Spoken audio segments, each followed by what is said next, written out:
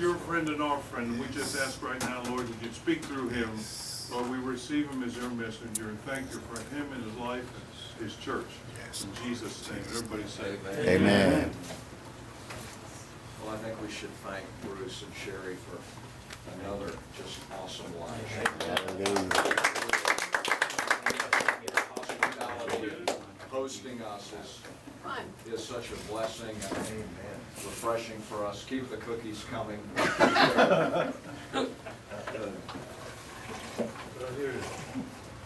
You know, there perhaps is one patriarch that you could say had the most comprehensive understanding of God, of anybody in the Bible. I would say perhaps greater understanding than Abraham, Isaac, and Jacob. He was a contemporary of theirs. It takes 42 chapters to unfold the encounter that he has with God. Right in the middle of that encounter, he says these words in Job 23:13.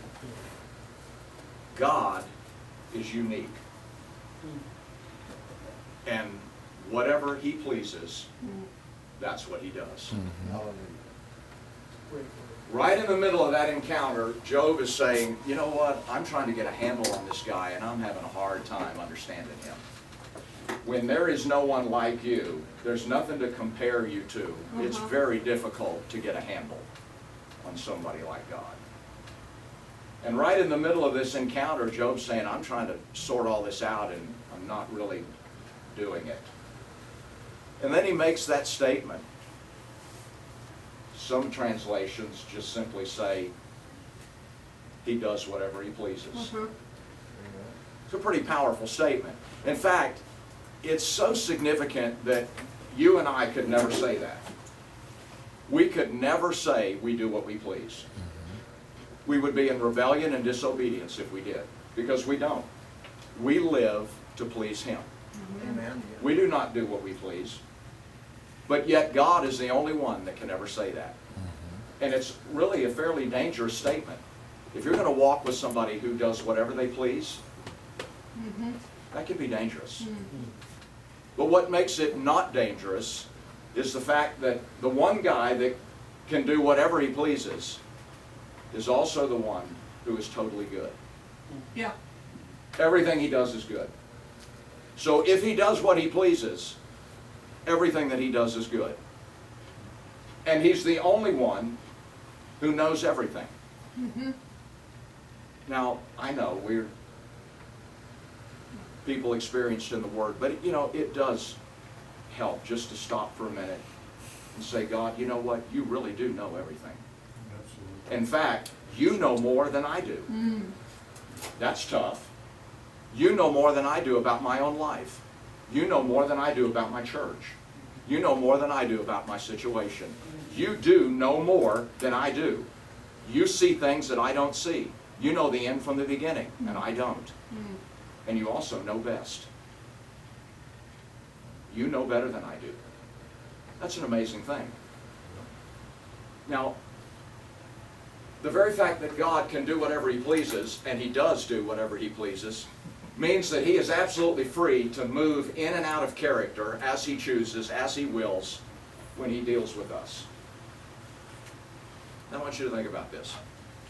God has chosen to reveal himself to us through his character, his goodness, his faithfulness, you name it. That's the way he reveals himself. And he's really easy to love when he's in character. When he's giving and he's blessing and he's pouring out. Listen, when Jesus fed 5,000 people, the entire group was ready to make him king. Right there on the spot. That's right. Unanimous vote. Yes. You are our king. Yes. But John chapter 6 is a long chapter. In fact, it's the longest chapter in the New Testament. Yes. And before you get to the end of chapter 6, all of those followers of Jesus have left him. Yep. That's Never true. to return. Yep. They didn't backslide. They never came back. Because you see, when Jesus was in character, and he was supplying and giving and providing and pouring out, everybody loved him. Yes. But mid-chapter, Jesus steps out of character. And he begins to say things that don't sound like God. And when he did, the followers no longer Yeah, followed. that couldn't be God, right? Think about this. Jesus comes to his disciples late in the day, sends them out into a boat, and basically says to them, I need to go up on the mountain to pray. You need to go through a storm. I'll see you later. In the middle of the night, here comes Jesus, walking on the sea. What does the gospel writer tell us? He was going to pass right by them. Yep. Go on by. Now, when he was going to do that, is he in character or out of character? I'd say he's out of character. You know, we tend to love and appreciate Hollywood people when they're in character. One of my favorite movies was made just about the time I was born, which makes it old.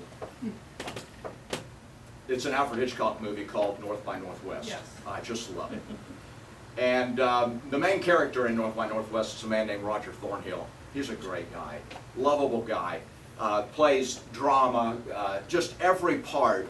It's just an outstanding character. And you know, you hear people say, yeah, if I had a dinner party at my house, you can invite anybody you'd want to invite. You know, who would be the 10 people you invite? Well, Roger Thornhill would be one of the people that I would invite to my dinner party because I just think he's awesome. Now, Roger Thornhill is played by Cary Grant. I would not invite Cary Grant, but I would invite Roger Thornhill. Yeah.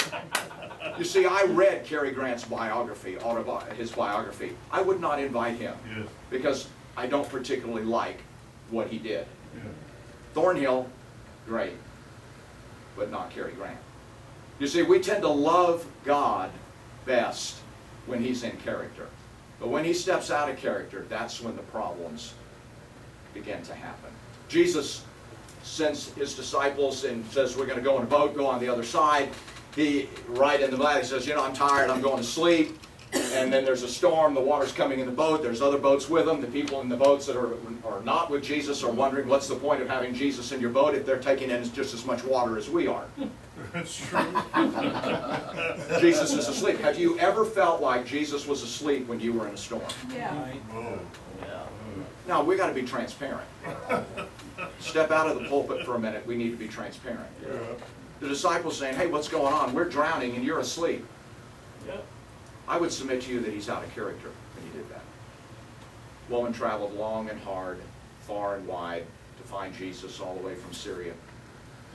Had a demonized daughter. Did it on her own. No, I don't know where her husband was. Maybe she didn't even have one anymore. Maybe he left because the amount of care that was required for a demonized daughter was probably too much for him. He threw in the towel. Yeah. She's on her own. She finally finds Jesus, which is no small task. She finds him, presents her case, pleads and cries out to Jesus, and you know what he does? Nothing. Didn't say a word. I love these people that say, God always answers every prayer, but sometimes it's no. No, sometimes God doesn't say a word.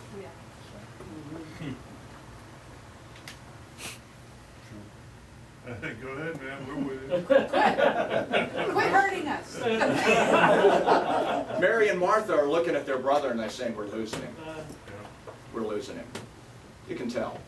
They just knew, we're losing him. They found a couple of friends, said, we need you to find Jesus. He's the healer. He's the answer. They find Jesus. They let him know what's happening with Lazarus. You know what Jesus does? He does not say a word to them. Not thank you very much. I already knew that. No problem. Hang in there. Everything's going to be okay. He doesn't say a word. In fact, he turns to his disciples and he says, you know, I think we'll hang around here for a couple more days. Are you kidding me? In that kind of urgency? He says, yeah, I think we'll hang around here for a couple more days. His disciples are blown away. This is your friend. What is happening? This is your friend. Finally, Jesus turned to them and said, you know what, guys? Lazarus is already dead. and I'm glad I wasn't there. Oh, Lord, Now, I want to tell you there's an explanation for every one of these things, because remember what we said. God is always good. Everything that he does is good. Jesus said, I'm glad I wasn't there, because this is giving you a greater opportunity to what? Believe. My favorite one, Acts 3:2. They laid the lame man daily, quote, daily at the temple gate for a long time, because he'd never walked. He'd been there a long time. But Jesus says in Luke 22, just because the Gospels and the Acts are not connected right together doesn't mean they weren't happening at the same time.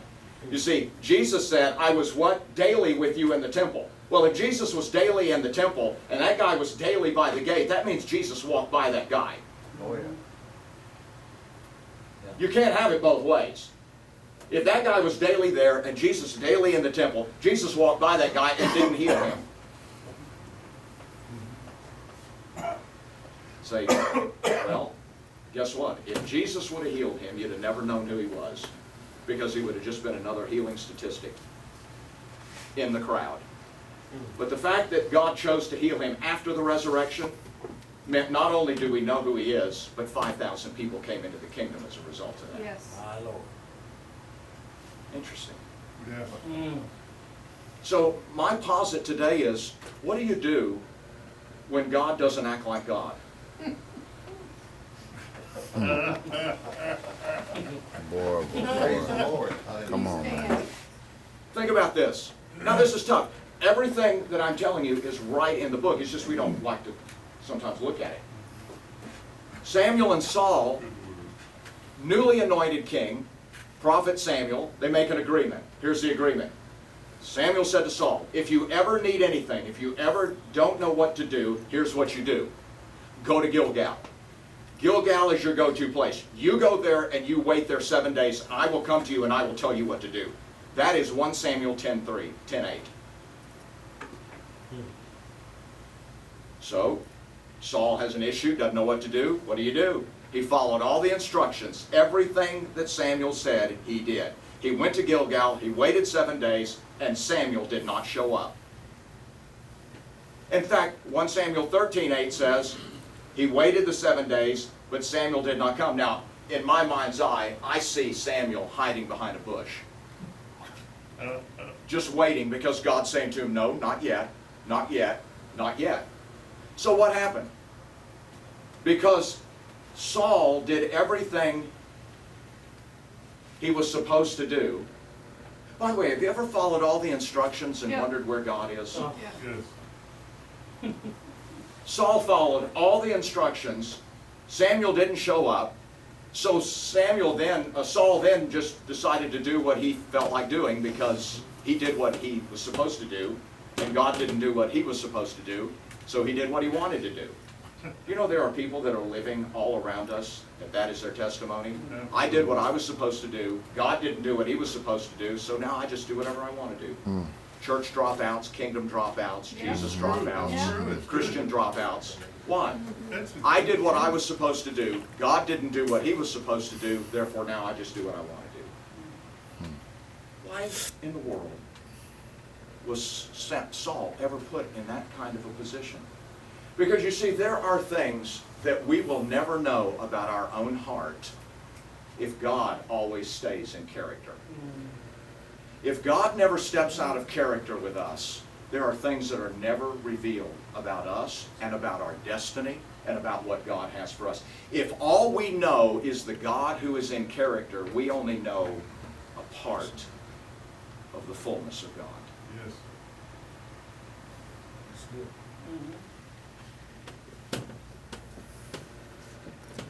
This is why the Psalms have things like, God, why have you forsaken me? Yeah. Where are you? What's going on? Will you not get up and do something? I mean, how, if God is the glorified butler, and if he is the all-time provider, meeting my every need, just in the moment that I want it, I'm going to miss a great deal about the goodness and the glory and the power of God. Amen. That's good. So, what do you do? By the way, I just mentioned this to you. How many of you know the movie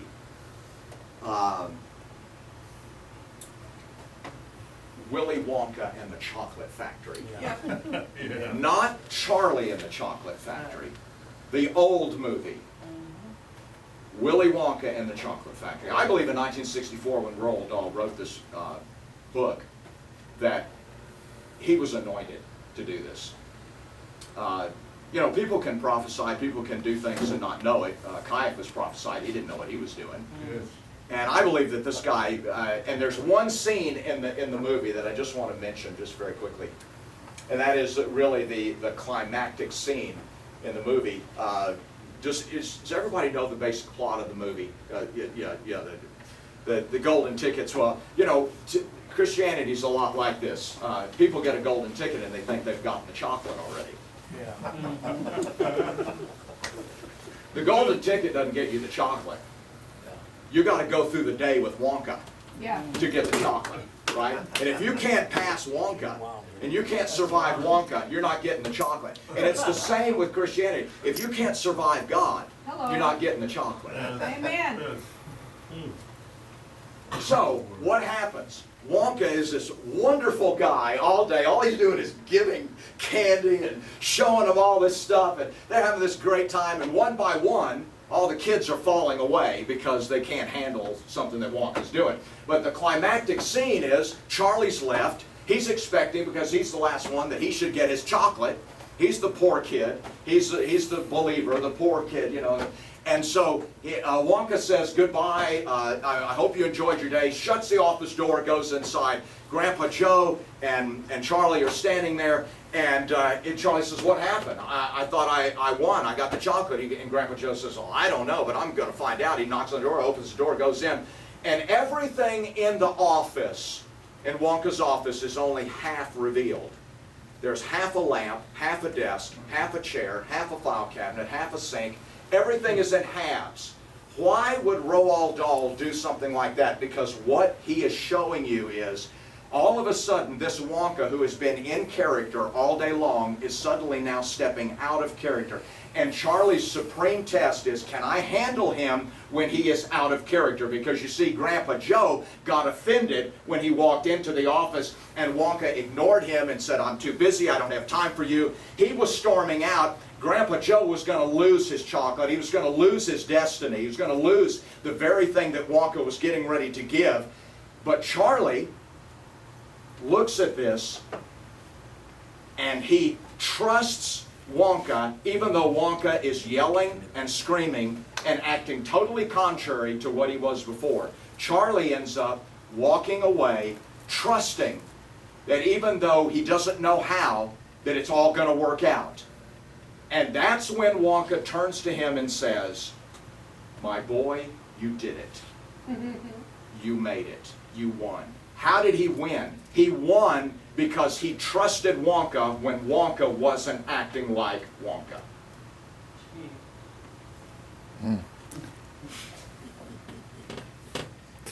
My God, that's awesome analogy right there. So, what do you do when God's not acting like God? I mean, maybe I'm the only one in the room that's ever encountered anything like this, but there have been plenty of times when I said, you know, "God, where are you? What in the world is going on here? I did this and this. Wait a minute, we just fasted and prayed, and now this and this and that and this and that." Let me give you some principles.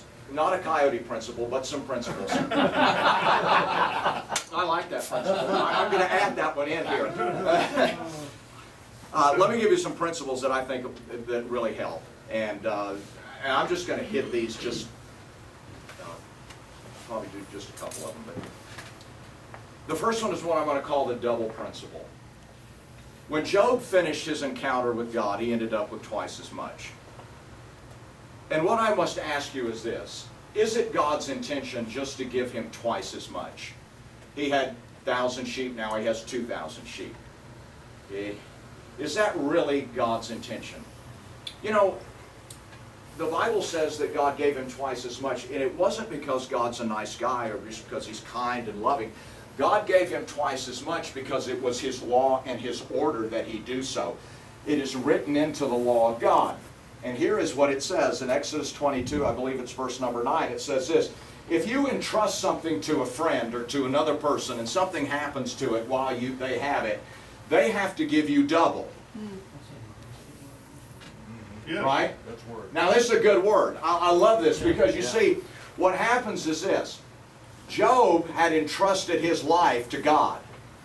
And then all that garbage happened. And when he got on the other side of that, God said, you get double for that. That's good. So basically in Israel what would happen is this: if you had a cow and you gave it to somebody to use and something happened to it, you'd end up with 2 cows. And so your neighbor would go, hey man, I thought you only had 1 cow. No, I had 2 cows. What happened? Well, I loaned it over there and something happened to it. It fell in a ditch or whatever. Now I got 2 cows. So this guy had a yoke of oxen and he says, hey, I thought you only had 1 yoke. No, I got 2 because I loaned it over there and somebody stole it, and then and because we found it, now I have 2. You see, God it's not about getting more. The principle, the double principle is this: I am better off having gone through that than to never have gone through it at all. The double principle says when that elder comes into my church and says, listen, we're feeling like we need to move on, and about half the church is sort of feeling the same way, we're going to go ahead and go. I, by the authority of God, have got to say I am better off having gone through that than not at all. In 1968, my dad decided, after 20 years of marriage, that he would rather spend his time with 3 or 4 other women than with my mother. And in 1968, he tore our family apart. And I'm not one of those people that came from 5 generations of spirit-filled people. My generations were not filled with the Spirit, they were filled with spirits.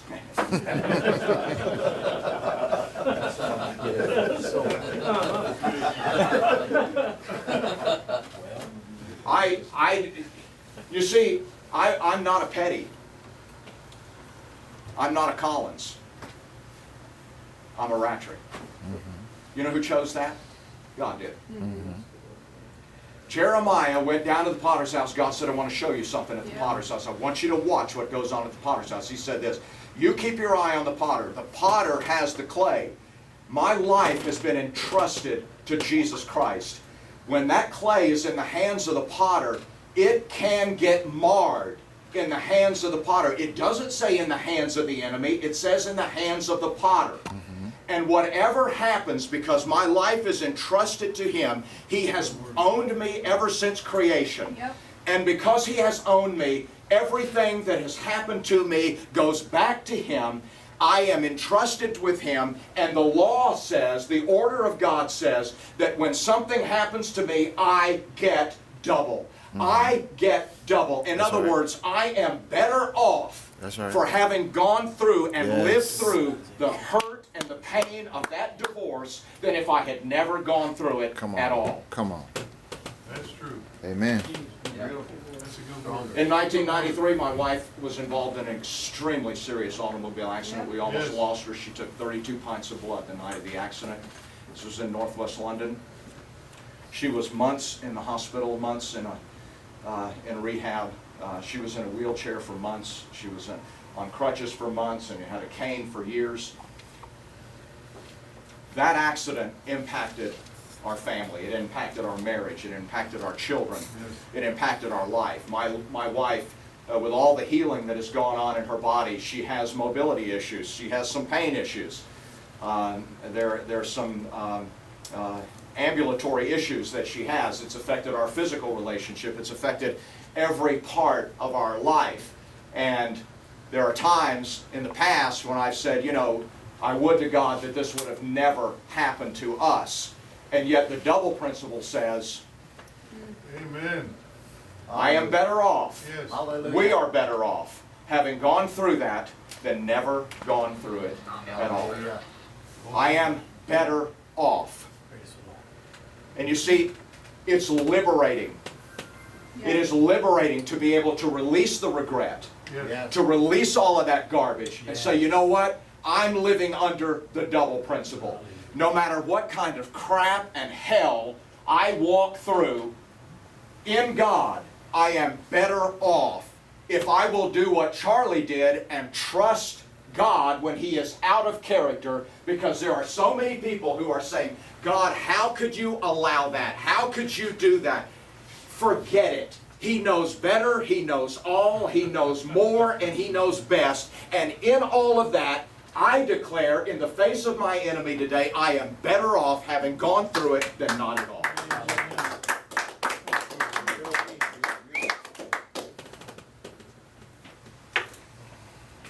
That's the double principle.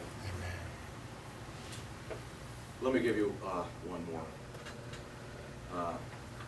Oh, and by the way, do you remember what God said to Jeremiah after he watched all him meshing with the clay and doing that? He said, he made it again, another vessel. Yep. Another, in the original language, doesn't just mean one just like it. It means better, higher, more honorable, greater. He made it again, another vessel. Better off than before. You see, when the guy has 2 cows and the other guy says, hey, how'd you do that? Well, I went through some garbage to get it. You see, the awesome thing is, the guy who goes through the stuff is better off than the one who doesn't. Absolutely. In other words, when you're going through hell, don't stop. Yeah.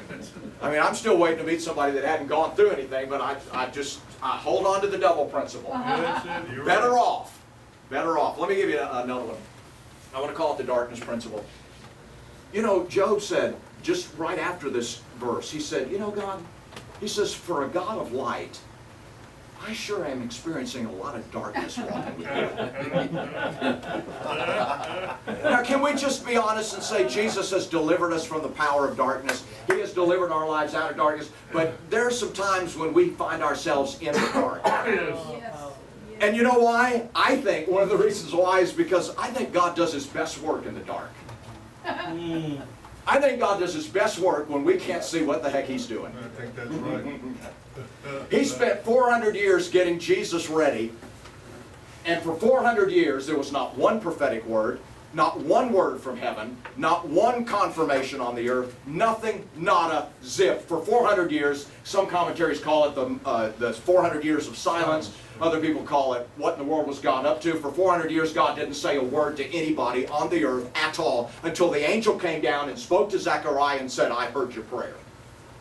400 years in the dark. Nice. I think God does His best work in the dark. When we don't know what in the world He's doing, can't see a thing at all. You know, Abraham, he followed all of the instructions. Remember, God said, I want you to lay all these animals out, just put them all out there, just all this. And so he puts them all out there, and then he notices the buzzards are circling over here because the fowl of the air will always try to steal your promises. They'll always try to take the stuff that God said is yours. And then he's driving them away, and he's thinking to himself, where in the world is God? He said, meet Him here. I'm here. I've done all of this. I'm waiting for Him. Where's God? He's driving away. All of a sudden, what does the Bible say? And lo, the horror of gross, great darkness fell upon Abraham. He just thought he was in the dark. He was so much in the dark that he couldn't see his hand in front of his face. And in that darkness, God came because Abraham stood in the darkness, waited for God in the darkness, and wouldn't leave until the daybreak came when God, with the smoking furnace and the burning lamp, came through. And then God said, I am promoting you. Everything in the land I have already given you because you were willing to stand in the dark. I think you get promotion when you get in the dark. Glory. Yes. Amen. Daniel he followed all the instructions, did everything, got out the window, pray, worship toward Jerusalem, and he got thrown in the lion's den for it. They covered it over. He was in total darkness. Don't believe those pictures in the children's Bible about Daniel just sort of petting the lions with a three-piece suit on or whatever. This was a hellhole. That place was full of lion poop and every lion pee down there in the bottom of that pit, and the stone was covered over it. But I want to tell you something. He was in that darkness all night. And I want to tell you something. The same king that put him in there came to get him out. Yeah. Absolutely. Because at daybreak, my king is going to come. Amen. And he's going to get me out of there. And he's going